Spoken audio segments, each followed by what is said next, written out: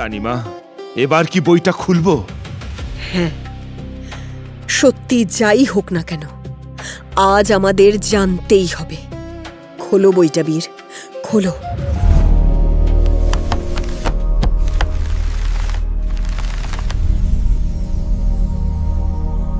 পুণ্যের ঘরা একটি মুক্তির পথ নয়, এটি একটি মৃত্যুর ফাঁদ। রানীমার কক্ষের ভিতরে এক অদ্ভুত নীরবতা। নিষিদ্ধ বইটা সামনে খোলা, পাতাগুলো ধীরে ধীরে কাঁপছে। ঘরের আলো যেন অকারণে নিভে যেতে চাইছে।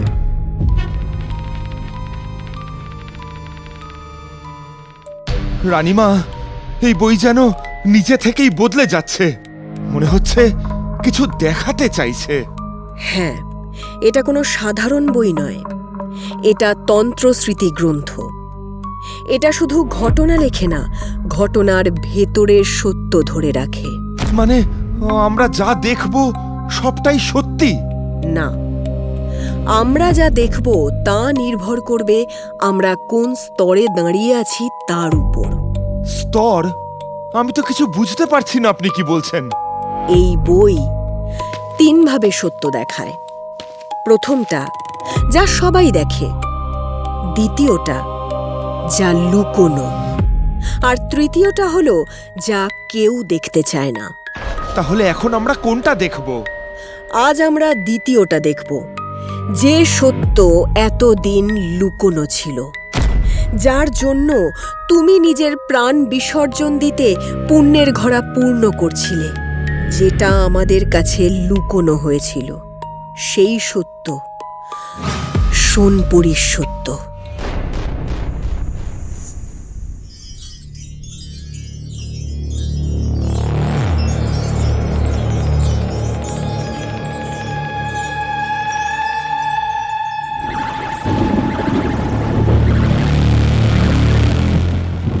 সাবধান, দরজা খুলছে। আমি প্রস্তুত। সত্যের অন্তরাল খুলে দাও, আমাদের সেই সত্যের পথে নিয়ে চলো, আমাদের সত্য দেখাও। হঠাৎ চারপাশ ভেঙে আলো হয়ে যায়, আর পরের মুহূর্তে তারা দাঁড়িয়ে থাকে সেই গাছতলায়। কিন্তু এবার সত্য লুকোনো নেই। গাছতলার দৃশ্যটা জমে আছে, পাতা নড়ে না, বাতাস নেই। বীর সামনে এগোতেই সোনপুরীর অবয়ব দেখা যায়। একই সেই মুহূর্ত, কিন্তু অদ্ভুত নিস্তব্ধ।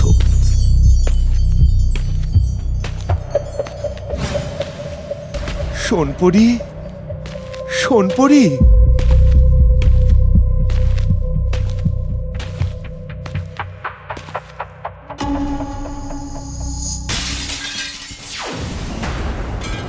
এ কি, আমরা আবার ঘরের মধ্যে চলে এলাম কি করে? বীর, বীর, এটা তুমি কি করলে? ওখানে কোনো কিছু স্পর্শ করো না, ওটা আমাদের একটা আয়নার মতো। ওখানে স্পর্শ মানেই দৃশ্য বিকৃত হবে, আর আর আমরা বর্তমানে ফিরে আসব।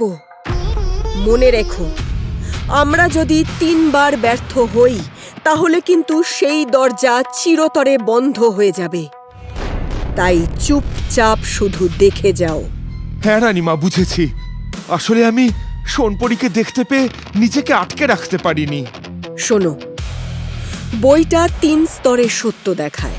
উপরেরটা যা তুমি আগে দেখেছ, নিচেরটা যা লুকোনো ছিল, কিন্তু আমাদের যেতে হবে মাঝের স্তরে।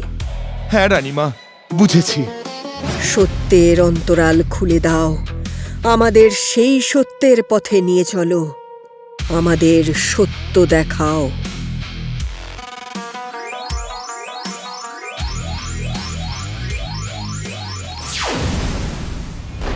পরের মুহূর্তে আবার তারা দাঁড়িয়ে থাকে সেই গাছতলায়। আবার দেখা যায় সোনপুরী গাছ থেকে আম পাড়ছে। ঠিক তখনই আকাশে চিড় ধরে।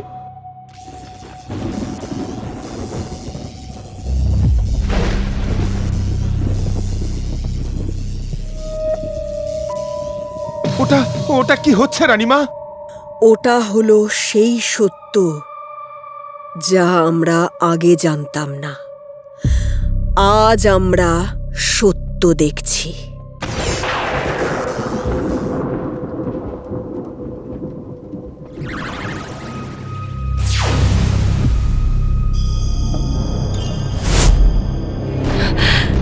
কে ওখানে? হ্যাঁ, কে আছে ওখানে? আমি তাকে বাঁচাবো। না, মনে রেখো, আমরা শুধু দর্শক, খেলোয়াড় নই। একবার ভুল করেছ, আর নয়। চুপচাপ দেখো।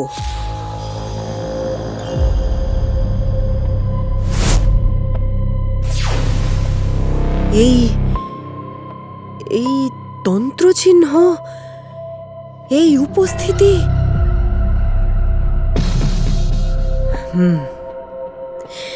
এটা পণ্ডিতের ছায়া অবতার।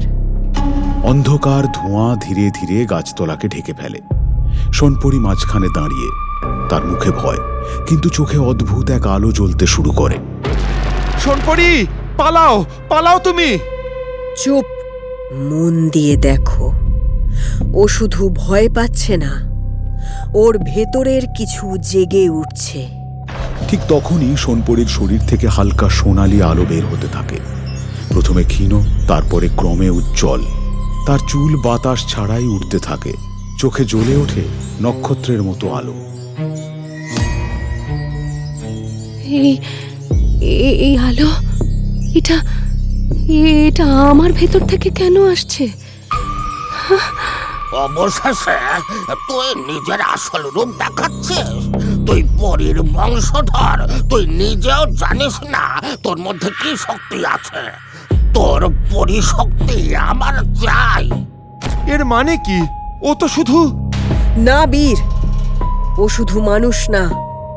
দেখো, ওর চারপাশে যে আলোর বলয় তৈরি হচ্ছে, ওটা হলো ওর পরিশক্তি। তাহলে পণ্ডিত ওকে... হ্যাঁ, সে ওকে ভয় পায়। আর সেই জন্যই তোমরা যখন এই বল্লভপুরে পা রেখেছিলে, পণ্ডিত বুঝতে পেরেছিল যে এই পরিশক্তি তার পথে বাধা সৃষ্টি করতে পারে। তাই পণ্ডিত সোনপরীর শক্তিকে নিজের কাছে টেনে নিচ্ছে। পণ্ডিত হাত তুলে অন্ধকার শক্তি জড়ো করতে শুরু করে। তার চারপাশে কালো মন্ত্রচক্র ঘুরতে থাকে। আলো যতক্ষণ বেঁচে থাকবে, অন্ধকার কখনো পূরণ হবে না। আমি ওকে বাঁচাবো। থামো, থামো তুমি হস্তক্ষেপ করলে স্মৃতি ভেঙে যাবে। কি করছোটা কি তুমি? বীর, ওর আলোটা লক্ষ্য কর। এখন শুধু সত্যটা জেনে নে।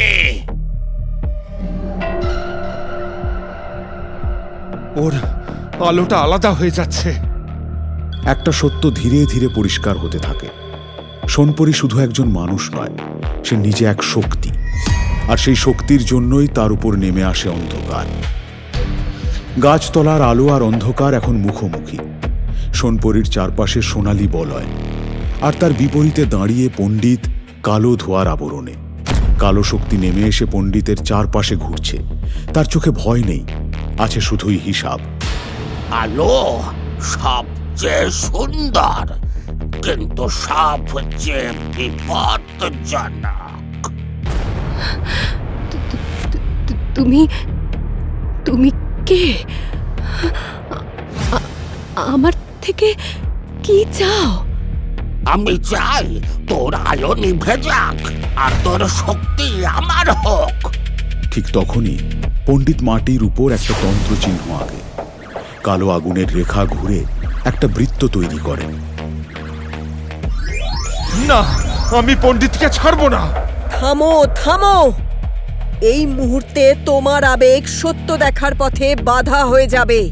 তখন তুমি কিন্তু চেষ্টা করলেও সোনপরীকে ফেরাতে পারবে না বীর। হঠাৎ সেই তন্ত্রচক্রের মাঝখান থেকে ধোঁয়ার মতো এক অবয়ব বের হয়। জাদুকর। কিন্তু সে আগের মতো নয়। তার মুখে দ্বিধা, তার চোখে ভয়। ডেকেছেন গুরুদেব? ওই ওই জাদুকর? হ্যাঁ, এটাই সেই মুহূর্ত। ওকে শেষ কর। কিন্তু ও তো আমি বলছি ওকে শেষ কর, না হলে আমি তোকে শেষ করে দেব। জাদুকরের হাত কাঁপতে থাকে। সে সোনপরীর দিকে তাকায়। না, ওর গায়ে হাত দিবি না জাদুকর। আমি আমি এটা করতে চাই না, কিন্তু কিন্তু আমি অসহায়। অন্ধকারের আদেশ দেওয়া হয়ে গেছে। এবার প্রশ্ন একটাই, জাদুকর কি বাধ্য হবে? গাছতলার নিস্তব্ধতা ভেঙে পড়ার অপেক্ষায়। জাদুকরের কাঁপা হাত ধীরে ধীরে ওপরে ওঠে। তার চারিপাশে কালো শক্তি ঘনীভূত হতে থাকে। সোনপরীর চারপাশের সোনালী আলো ক্রমশ উজ্জ্বল হতে থাকে। বীর, বীর তুমি কোথায়? বীর, বীর আমাকে বাঁচাও। বীর, তুমি যেই হও, কেন তুমি আমাকে মারতে চাইছো? আমি আমি বাধ্য। সবাই নষ্ট করিস না, অন্ধকার অপেক্ষা করে না, তাড়াতাড়ি কর। থামো, আমি ওকে। না বীর, ওটা বাস্তব না, ওটা অতীত। শুধু দেখে যাও। সোনপরীর শরীরের ভিতর থেকে আলো আর শরীর দুটো যেন আলাদা স্তরে কাঁপছে। যেন একই সত্তা, কিন্তু দুই রূপে ভাঙতে শুরু করেছে। একটি কালো শক্তির তরঙ্গ ছুটে যায় সোনপরীর দিকে। আঘাত লাগতেই সোনপরী মাটিতে পড়ে যায়। সোনপরী! সোনপরীর শরীর নিস্তব্ধ পড়ে থাকলেও তার বুকের ভিতর থেকে বেরিয়ে আসে এক বিশাল সোনালী আলোর তরঙ্গ। তারপর সেই আলো ধীরে ধীরে পণ্ডিতের মধ্যে প্রবেশ করে। কিন্তু তখনও সোনপরীর চারিদিকে হালকা আলো ছড়াচ্ছে। এটা এটা তো আত্মা না, এটা এটা শক্তির মূল রূপ। সোনপরীকে ওরা পুরোপুরি মারতে পারেনি। সোনপরী! গাছতলায় পড়ে থাকে শুধু সোনপরীর নিথর শরীর। জাদুকর হাঁটু গেড়ে বসে পড়ে। আমি আমি তাকে পুরোপুরি শেষ করতে পারিনি। সত্য পরিষ্কার, সোনপরীর মৃত্যু হয়েছিল, কিন্তু তার আলো নেভেনি। পণ্ডিত স্থির দাঁড়িয়ে। তার চোখে এখন আর বিস্ময় নেই, বরং রয়েছে হিসাব। আলো পুরোটা নিভল না, তাহলে তোকে লুকিয়ে রাখতে হবে।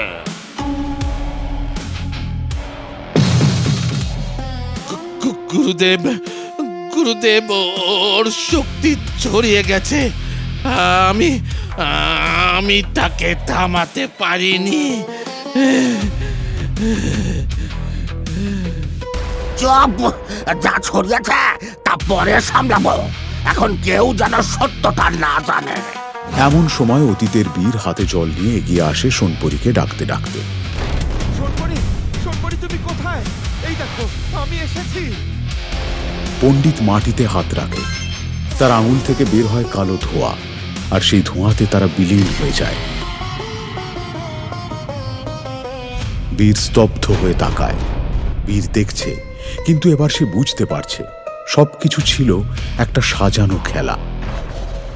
হঠাৎ চারিপাশের দৃশ্য ভেঙে যায়। গাছতলা, অন্ধকার, তন্ত্রচক্র সবকিছু আলোর কণায় ভেঙে মিলিয়ে যায়। বীর আর রানীমা আবার ফিরে আসে রানীমার কক্ষে। বইটা এখনো খোলা, পাতাগুলো ধীরে ধীরে কাঁপছে। বীর হাঁপাতে থাকে। তার চোখ ভিজে গেছে, বুক কাঁপছে। আমি আমি সব দেখলাম, কিন্তু কিছুই করতে পারলাম না। হ্যাঁ, পারোনি, কিন্তু এবার পারবে। এখন সত্যটা আমাদের কাছে পরিষ্কার। পণ্ডিত ইচ্ছে করেই সত্য ঢেকে রেখেছিল। পণ্ডিত পণ্ডিত সোনপরীকে হত্যা করেছে। না না, পুরোটা না। সোনপরি এখনো আছে, তাকে ফিরিয়ে আনা এখনো সম্ভব। কিন্তু কিভাবে? বইয়ের পাতায় আবার অক্ষর ফুটতে শুরু করে।